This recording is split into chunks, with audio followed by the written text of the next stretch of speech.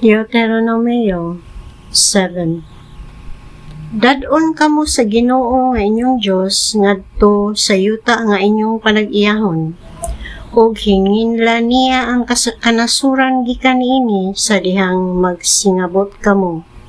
Abugo niya ang 7 kanasod nga mas dako ug mas gamhanan pa kay kaninyo nga mao kining mosunod: ang mga Hitihanon, ang mga Gergasihanon, ang mga Amorihanon, ang mga Kanaanhon, ang mga Peresihanon, ang mga Hibihanon, ug ang mga Jebusihanon. Ug kung itugya na sila sa Ginoo nga inyong Dios nganha kaninyo, buuha silang tanan. Ayaw kamo paghimog kasabutan uban kanila, ug ayaw sila kaluy-i. Ayaw kamo pakigminyo kanila, ug ayaw paminyoa ang inyong mga anak sa ilang mga anak, kay ilang danihon ang inyong mga anak sa pagtalikod sa Ginoo aron sa pagsimba sa ubang mga Dios. Sa ingon, masuko kaninyo ang Ginoo, ug patyon kamo niya sa walay langan.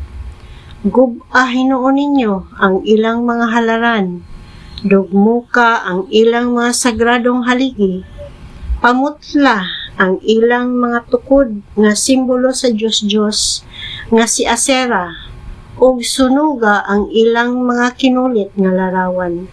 Kay kamo balaan nga katawhan, ug iya kamo sa Ginoo nga inyong Dios. Sa tanang katawhan sa kalibutan kamo ang gipili sa Ginoo aron mahimong iyang kaugalingong katawhan. Gipili kamo sa Ginoo ug gimahal niya, dili tungod kay mas daghan kamo kaysa ubang katawhan.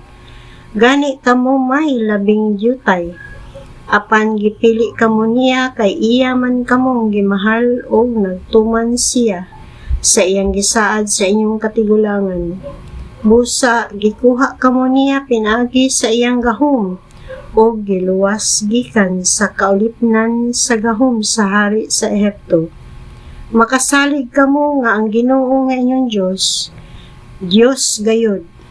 Kasaligan siya sa pagtuman sa kasabutan ug walay paglubad ang iyang gugma niadtong dili maihap nga mga kaliwatan nga nahigugma kaniya ug nagtuman sa iyang mga sugo. Apan dili siya magpanuko sa pagsilot niadtong nagsalikway kaniya. Busa tumana gayud ang tanang mga balaod nga gihatag ko kaninyo karon.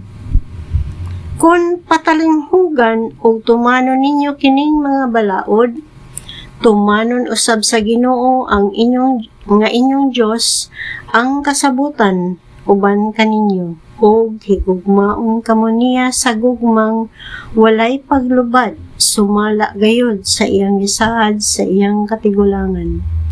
Mahalon ug panalanginan kamo niya ug padaghanon. Panalanginan usab niya ang inyong mga anak ug ang inyong kaumahan, ang inyong trigo, bino, lana, o kahayupan didto sa yuta nga gisaad niya sa inyong katigulangan nga ihatag niya kaninyo. Panalanginan kamo niya labaw sa ubang katawhan. Wala unyay ninyo'y dili mga anak ingon man sa inyong kahayupan. Kuhaon sa Ginoo gikan kaninyo ang tanang sakit ug dili kamo niya pahiagumon ug makalilisang nga katalagman nga inyong nahiaguman sa Ehipto. Ipahamtang hinuon niya kini sa tanang nasilag kaninyo. Uuha ang tanang katawhan nga itugyan sa Ginoo kaninyo. Ayaw silag kaluy-a ug ayaw usab simbaha ang ilang mga Dios. Kung buhaton ninyo kini, malitag kamo.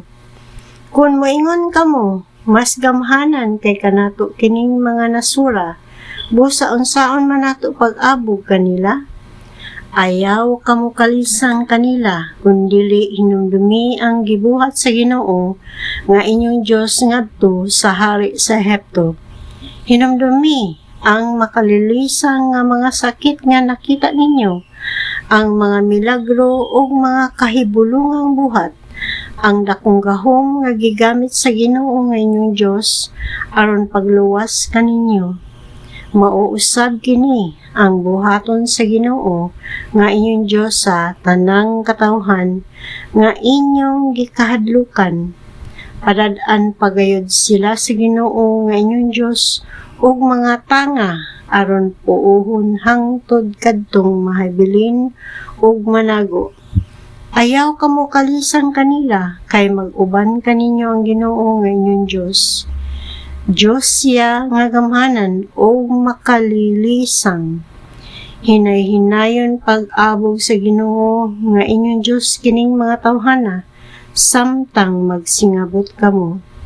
Ayaw ninyo sila dunganag oo, kay tingali unyag musanay pag-ayo ang mga mananap ug dili kamo makasugakod pagsukol kaniini.